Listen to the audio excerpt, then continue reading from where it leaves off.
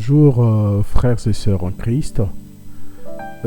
Bienvenue sur Vision du Ciel TV. J'espère que vous allez bien là où vous êtes. Nous sommes toujours sur notre thème principal, le cœur de l'homme.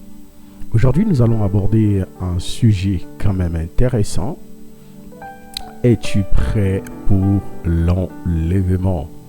Es-tu prêt pour l'enlèvement? Avant tout, il est important quand même de comprendre notre sous-thème. Es-tu prêt pour l'enlèvement? Ce thème, nous pouvons le diviser en deux parties. Donc, comprendre un peu les concepts. Es-tu prêt pour et l'enlèvement? Donc, le groupe de mots es-tu prêt et l'enlèvement. Alors, c'est quoi es-tu prêt? Donc, être prêt, frères et sœurs, signifie être préparé à faire quelque chose. Être préparé à faire quelque chose. Donc, ce terme, être prêt, a le sens de être disposé à, ou préparer à, ou avoir l'intention de faire quelque chose. Par contre, dans notre thème, nous avons affaire avec le terme être prêt pour. Alors, c'est quoi la différence entre être prêt à et être prêt pour? Être prêt pour, par exemple, je me sens assez forte pour affronter. Ça, c'est un exemple. Je me sens assez fort ou forte pour affronter. Donc, cela explique quoi? Je sors ou on sort de la préparation après des efforts. Donc, je me suis préparé, je me suis rendu compte, il me faut une préparation afin de pouvoir affronter la situation qui est en face de moi, afin de pouvoir affronter l'obstacle qui est devant moi, afin de pouvoir affronter la réalité qui est devant moi. Et être prêt à, par exemple, je suis prêt à affronter ou à faire la bataille. Donc cela explique quoi? On est dans le combat, sans plus, donc dans le sens un peu plus agressif. Donc c'est que, par exemple, que tel que je suis là, la situation est là, je n'ai pas besoin d'une préparation et je me mets dans le combat. Alors, l'enlèvement est un événement qui arrive. L'enlèvement, c'est un événement qui nous demande une certaine préparation. Voilà pourquoi la parole de Dieu nous dit: si ces choses n'ont pas été abrégées, trouverai-je la foi sur la terre, nous dit le Seigneur. Donc nous comprenons que l'enlèvement nécessite une certaine préparation. Et personne n'est né chrétien, personne n'est né croyant, nous le sommes devenus. Donc si nous sommes devenus chrétiens, si nous sommes devenus croyants, cela montre qu'il a fallu quelque chose. Donc la rencontre avec le Seigneur, on est passé par... le Seigneur nous a justifiés et le Seigneur nous a pardonnés. Il faut que nous puissions mener une vie de sanctification. Frères et sœurs, donc la question est celle-ci. Et de quel côté es-tu? Est-ce que tu es prêt à affronter l'enlèvement? Donc tu es suffisamment prêt, donc tu es prêt quoi. Ou bien tu te sens à ce jour, maintenant que nous sommes en train de parler, suffisamment prêt ou prête pour affronter avec sérénité l'enlèvement. Où es-tu? Où nous sommes, frères et sœurs? On est au point zéro.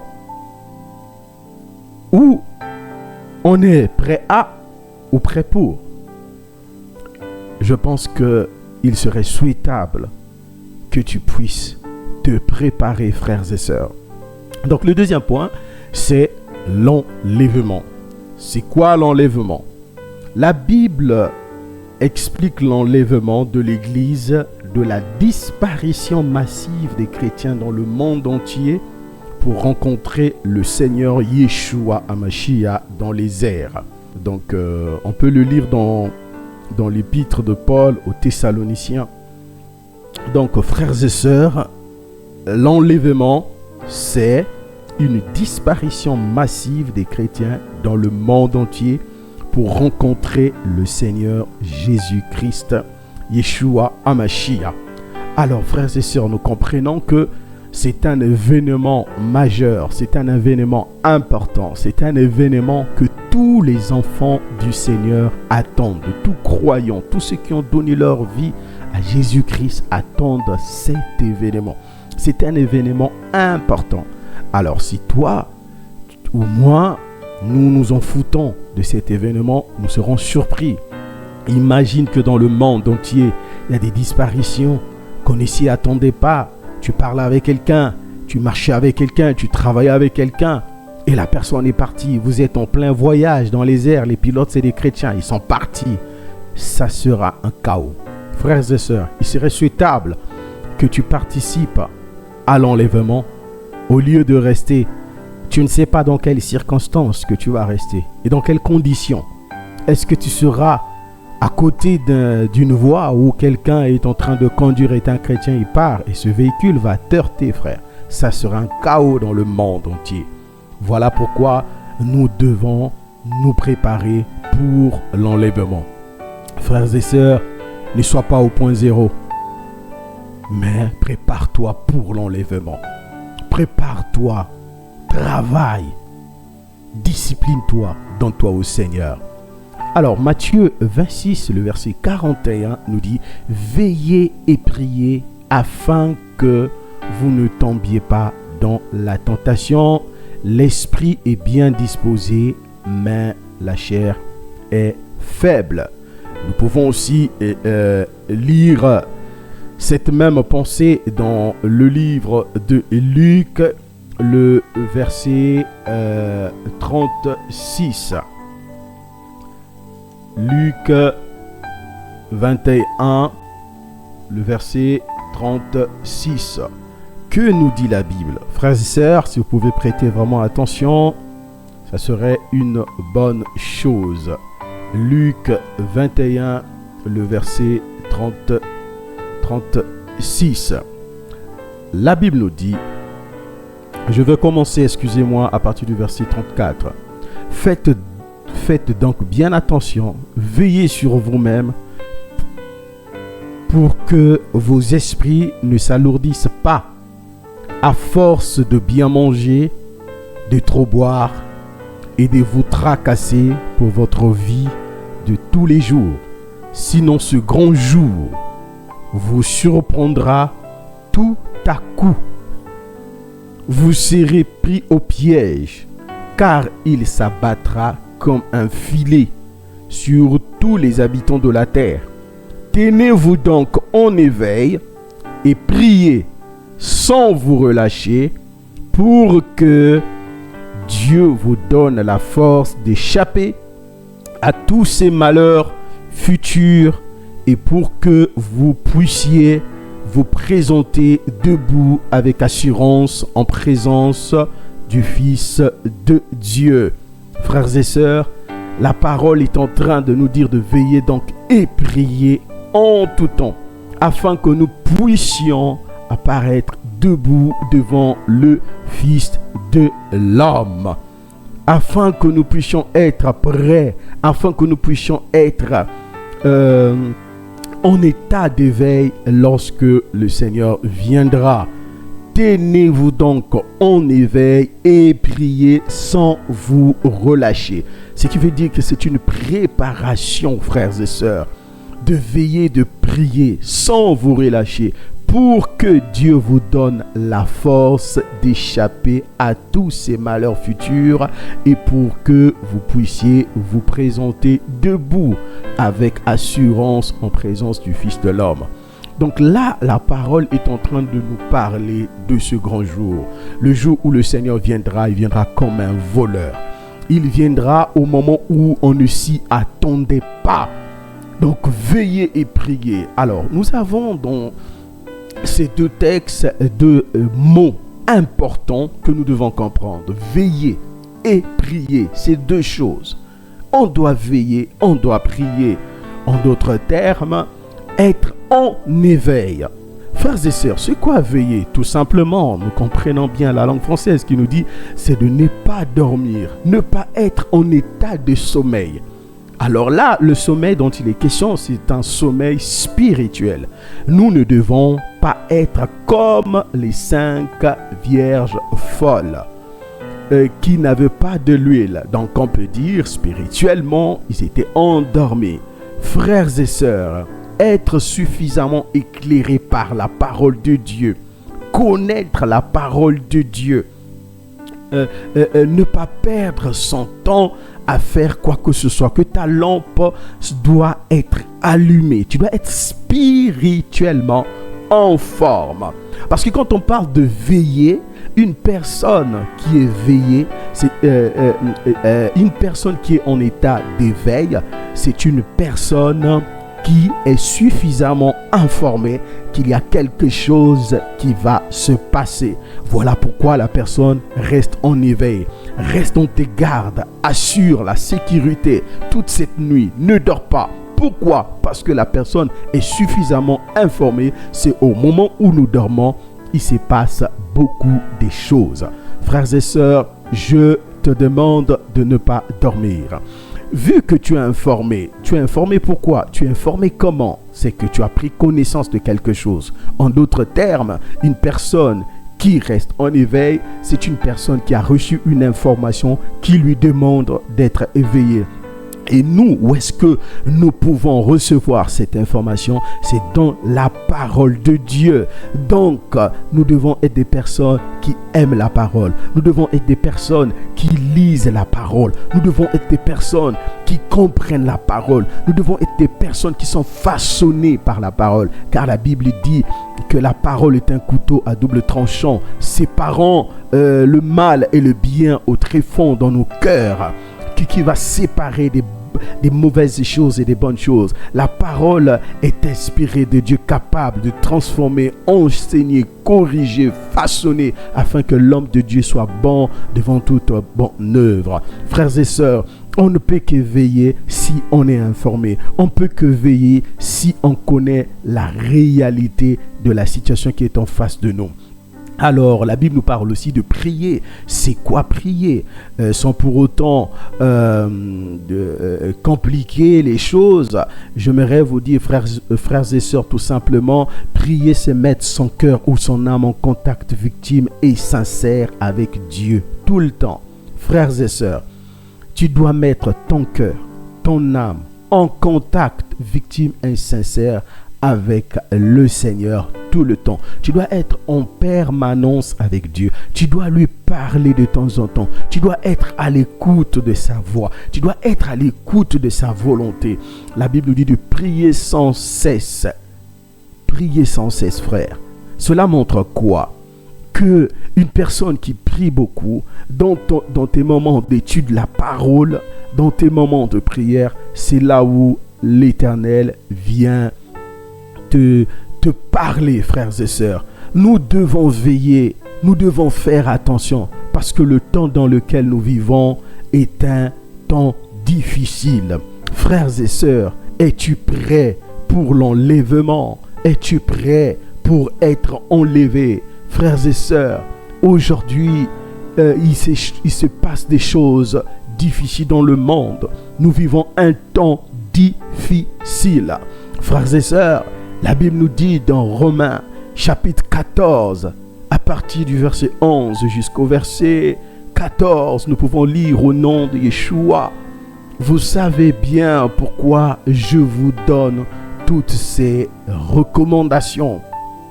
Vous n'ignorez pas en quel temps critique nous vivons. C'est une heure exceptionnelle de Dieu que la nôtre. C'est l'heure matinale. Secouez donc votre sommeil et votre torpeur. Je répète, secouez donc votre sommeil. Secouez donc votre sommeil et votre torpeur. Sortez des rêves. Éveillez-vous à la réalité. Éveillez-vous, frères et sœurs. Éveillons-nous à la réalité. Il en est grand temps. Le salut est à la porte. Le salut est à la porte. La délivrance finale est proche. Nous sommes bien plus près du but que le jour où nous sommes devenus croyants. Je reprends. Le salut est à la porte. La délivrance finale est proche. Nous sommes bien plus près du but que le jour où nous sommes devenus croyants. La nuit tire à sa fin. Le jour commence à poindre. Débarrassons-nous donc de tout ce qui est trafic dans les ténèbres. Saisissant les armes qu'emporte le jour et engageons-nous dans la lutte en pleine lumière. Vivant correctement et honnêtement comme il convient en plein jour. Ni orgie, ni beuverie, ni flirt, ni aventure sentimentale ou expérience sexuelle, ni sensualité, ni immoralité. Loin de vous les discordes, les jalousies et les rivalités partisanes. Souvenez-vous des jours que vous appartenez au Seigneur Jésus. Cachez-vous en lui et qu'il soit votre parure et votre armure. Ne soyez pas au service de l'homme livré à lui-même.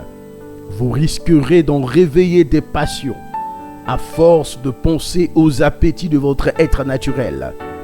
Vous en exciterez les convoitises. Ne vous préoccupez donc pas de ces désirs, ne leur cédez pas. Ne prenez pas soin de la chair pour en satisfaire des convoitises, nous dit la parole dans d'autres versions. Frères et sœurs, nous comprenons que le temps est difficile. Nous comprenons que le temps est difficile.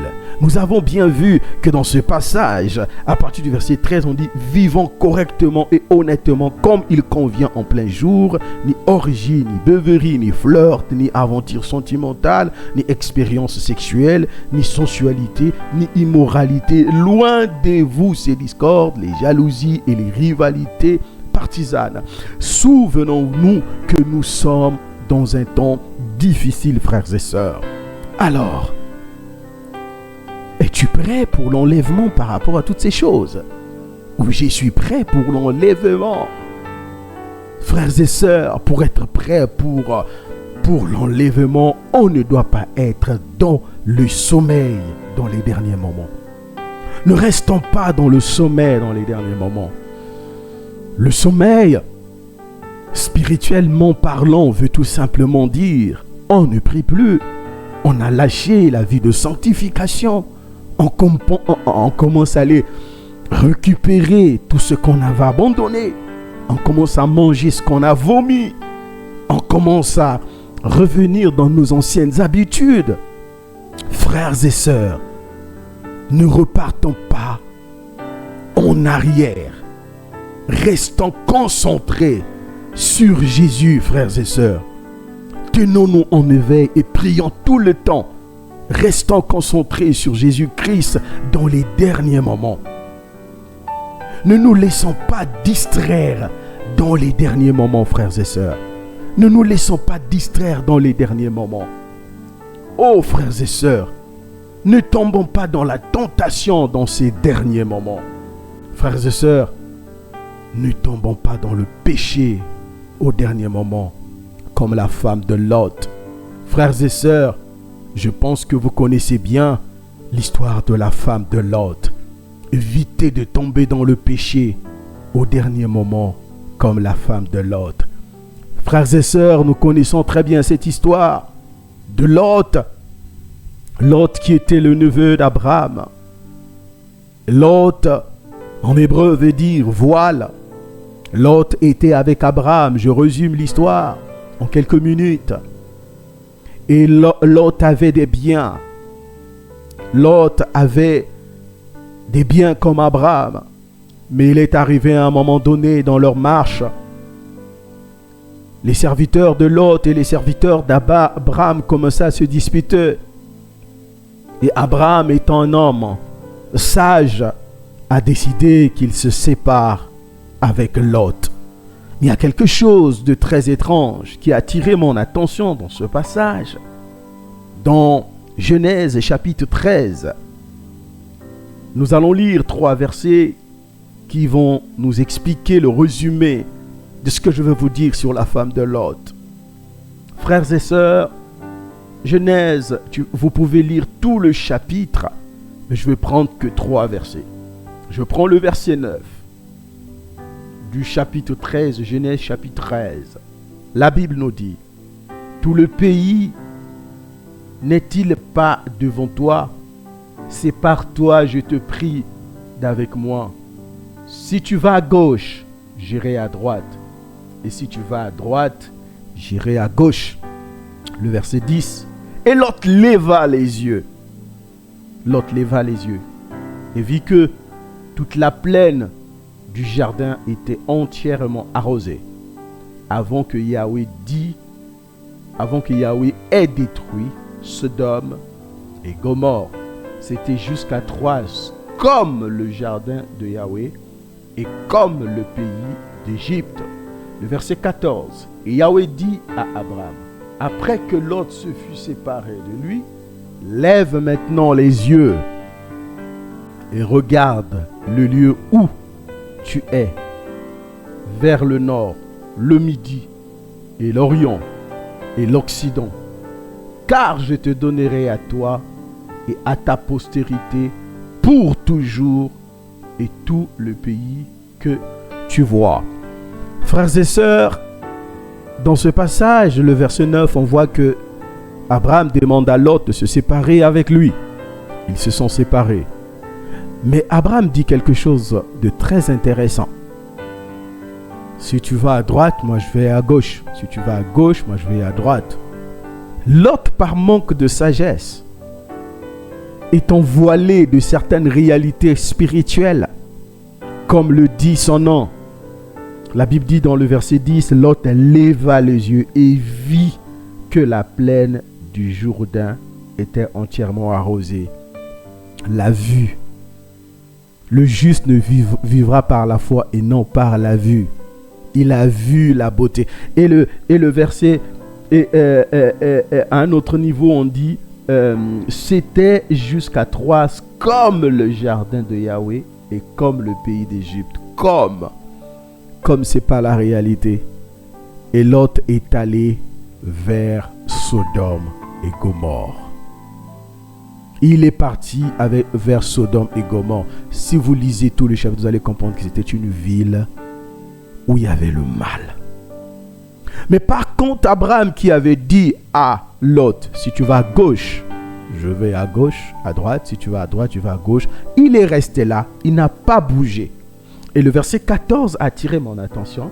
Il dit, et Yahweh dit à Abraham, après que Lot se fut séparé de lui, lève maintenant les yeux et regarde. Frères et sœurs, Abraham n'est pas parti comme il avait dit à Lot. Mais Abraham a attendu les instructions du Seigneur. Frères et sœurs, le choix et la décision de nos vies. Lot a choisi ce qui brillait sous ses yeux. Il est parti. Et quand il est parti, et tout ce qui s'est passé, même son salut était à travers l'intercession d'Abraham. Aujourd'hui, on nous appelle tous les fils d'Abraham parce que nous croyons au Dieu d'Abraham, d'Isaac et de Jacob. Mais Lot a fini sa vie dans les cavernes parce qu'il a vu les yeux. Mais aujourd'hui, Abraham est demeuré le père de la foi. Comment sont tes décisions? L'enlèvement arrive. Est-ce que tu es suffisamment prêt pour ou pas? La femme de Lot vivant dans ce pays de Sodome et Gomorrhe, Lot a mené toute sa famille et avait le péché et le Seigneur décida de détruire cette ville. Alors qu'est-ce qui s'est passé, frères et sœurs? Dieu a envoyé ses anges par rapport à l'intercession d'Abraham pour faire sortir Lot et toute sa famille. Et Lot, tellement qu'il était impacté par la vie de cette ville, sa femme également, ses enfants également. Mais, vu qu'il résistait, lisez bien la Bible, vous allez comprendre. Les anges étaient obligés de leur demander, de leur prier par la main et leur demander de sortir et de ne pas regarder en arrière. Frère, pourquoi tu repars sur ce que tu as vomi, tu as laissé? Non! Et quand ils étaient en train de partir, chaque fois que Dieu te demande de faire quelque chose, il te donne toujours des instructions. Et alors, la femme de Lot était tellement ancrée. Elle n'était pas vraie. Juste à la dernière minute, juste au dernier moment, elle n'a pas pu résister. Elle a regardé. Parce que son cœur n'était pas à la vision du ciel. Son cœur n'était pas au salut, mais son cœur était à Sodome. Sodome représente le monde. Sodome représente ce qui se passe actuellement dans le monde. Un jour, Dieu détruira ce monde comme il a détruit Sodome et Gomorrhe. Lisez la parole de Dieu dans Matthieu 24, Marc 13 et Luc du 7, frères et sœurs. Vous allez voir que Sodome avait péri. Le Seigneur Jésus a pris Sodome comme un exemple. Les gens vivaient dans l'impudicité, les gens vivaient dans le désordre, les gens vivaient dans le vol, les gens vivaient avec tous les vices. La Bible dit: n'aimez point le monde, ni les choses qui sont dans le monde. Si quelqu'un aime le monde, l'amour du Père n'est point en lui. Frères et sœurs, Sodome représente le monde dans lequel nous vivons aujourd'hui. Sodome représente la mort spirituelle. Sodome représente l'impudicité. Sodome représente le vol. Sodome représente la tricherie, le mensonge. Sodome représente la tromperie. Sodome représente des choses que nous faisons qui ne glorifient pas le nom du Seigneur. Sodome représente l'adultère, l'infidélité. Sodome représente le manque de confiance en Dieu. Sodome représente tout ce qui ne glorifie pas le Seigneur. Oh, Sodome nous parle de l'homme les derniers jours. Frères et sœurs, la Bible nous demande que nous puissions sortir de Sodome, que nous puissions sortir de la vie sodomique, là où le péché a cru, là où le mal est en train de pouvoir détruire les vies. Frères et sœurs, sortons de Sodome et Gomorrhe. La femme de Lot était restée dans Sodome et Gomorrhe. La femme de Lot était restée dans Sodome et Gomorrhe. Oh frères, faisons attention. Sortons de Sodome. Sortons dans la vie de Sodome. Sortons dans ce que Sodome nous demande de faire.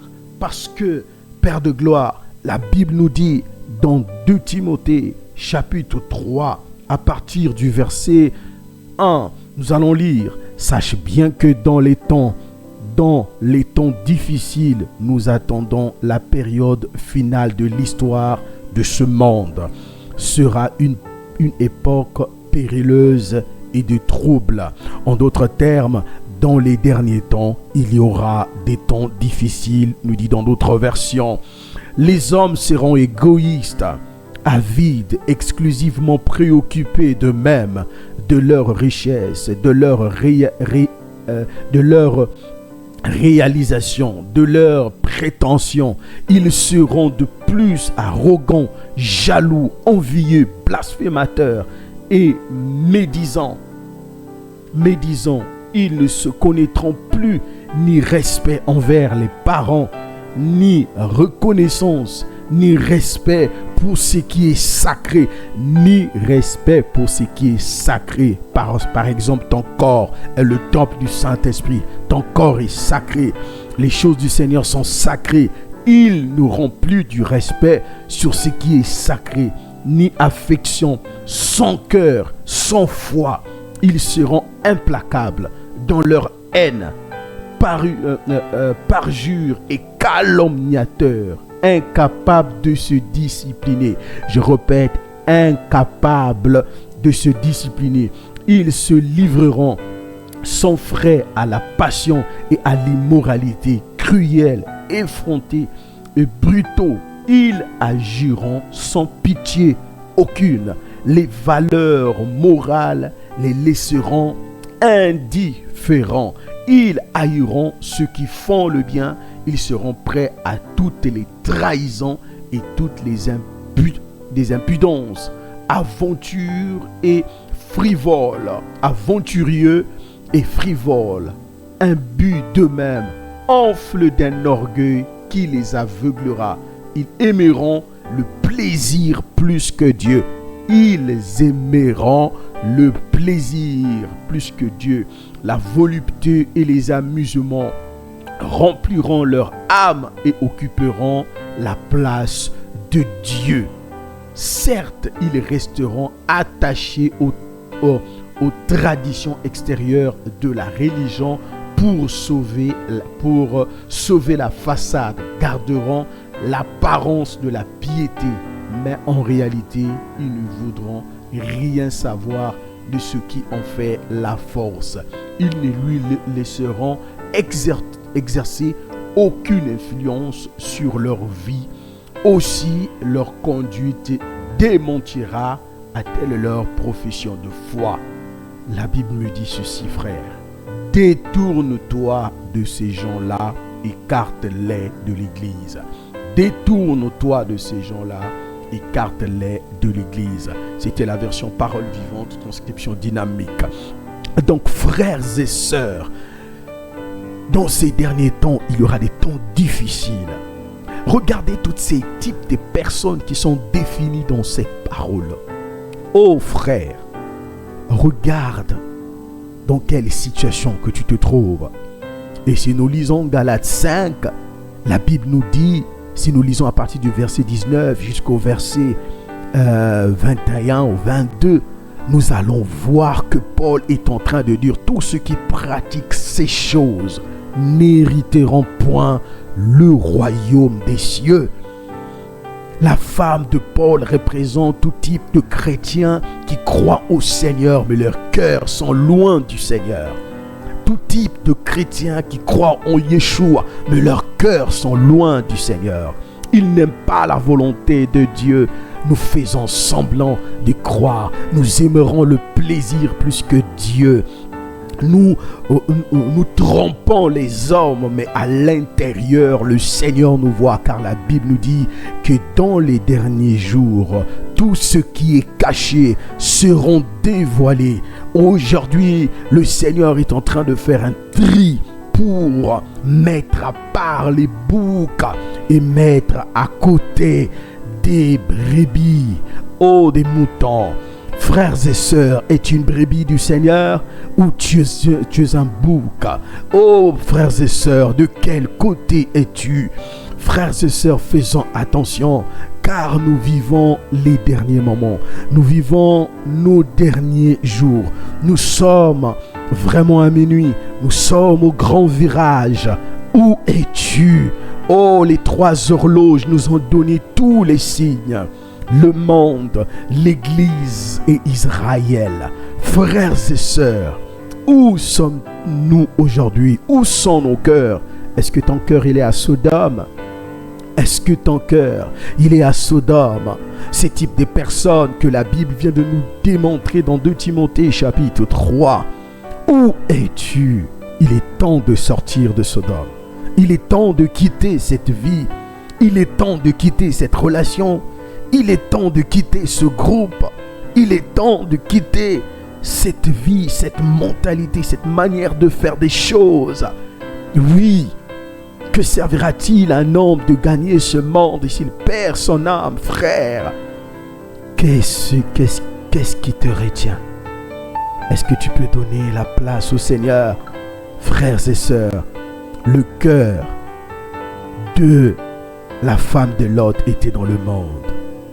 Et je veux aussi même te dire que quand tu liras ce texte de Genèse 13, même jusqu'à 14, tu vas voir que quand les anges ont demandé à Lot de quitter Sodome, ces deux filles avaient donc Lot avait des gendres, des gens qui devaient épouser ses filles.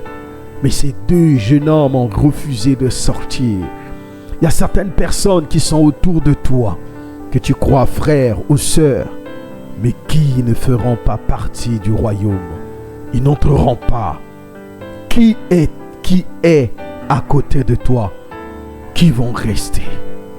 Frère, à la dernière minute, Lot voulait résister. L'ange était obligé de l'amener par force. La Bible nous dit, ils viendront beaucoup de faux prophètes, des gens qui séduiront, si possible même les élus. Oh frère, faisons attention. Lot était pratiquement, je peux dire, embarrassé, coincé, parce que la vie de Sodome avait impacté sa vie. Frère, où es-tu? Où sommes-nous? Quelle vie que nous menons? Quel comportement avons-nous? Aux yeux des hommes, nous menons une vie que les gens apprécient, mais à l'intérieur de nos cœurs, dans nos pensées. Oh, on peut tromper les hommes, on ne pourra jamais tromper Dieu. On peut tromper des êtres humains, on ne pourra jamais tromper Dieu. Oh frère, où es-tu? Où est ton cœur? La femme de l'autre, à la dernière minute. Frère, nous sommes vers la fin. Reste attaché au Seigneur. Car la Bible dit, celui qui persévérera jusqu'à la fin sera sauvé. Lot a persévéré, ses filles ont persévéré. Mais il y aura toujours des retombées sur la marche. Quand il y a des retombées, tu essaies de les aider. Mais s'ils regardent en arrière, il n'y a plus le salut pour eux. Ils resteront une pierre de sel. Frère, vois ton salut. Bien que la femme de Lot était une personne qu'ils ont passé tout leur temps, toute leur vie, et vu que son cœur n'était pas au ciel, son cœur n'était pas dans la vision du ciel. Eh oui, la Bible nous dit, deux personnes dormiront ensemble, un sera pris et l'autre laissé. Deux vont travailler dans le champ, l'un sera pris et l'autre laissé. Oh frère, qui est à côté de toi? Est-ce que tu penses bien pour ton salut? Oui, Lot a voulu amener tout le monde, mais certains ont eu leur choix. Tu as besoin d'amener tout le monde, tous les membres de ta famille, tous les frères et sœurs. Mais à un moment donné, ton salut est plus important. Eh oui, pense aux autres. Et quand ils décident de rester, ils resteront. Tu ne vas pas contredire leur choix. Oh frère, refuse d'être la femme de Lot. Refuse d'être la femme de Lot. Va jusqu'au bout. Fais attention à tes choix et à tes décisions. Oh Seigneur, aide-nous. Évitons de tomber à la dernière minute. Évitons de tomber à la dernière minute. Quels sont tes choix? Quelles sont tes décisions? Qu'est-ce que tu penses? Es-tu prêt pour l'enlèvement, frère? Es-tu prêt pour l'enlèvement? Es-tu prêt pour l'enlèvement? Que Yeshua, notre Seigneur, vous bénisse.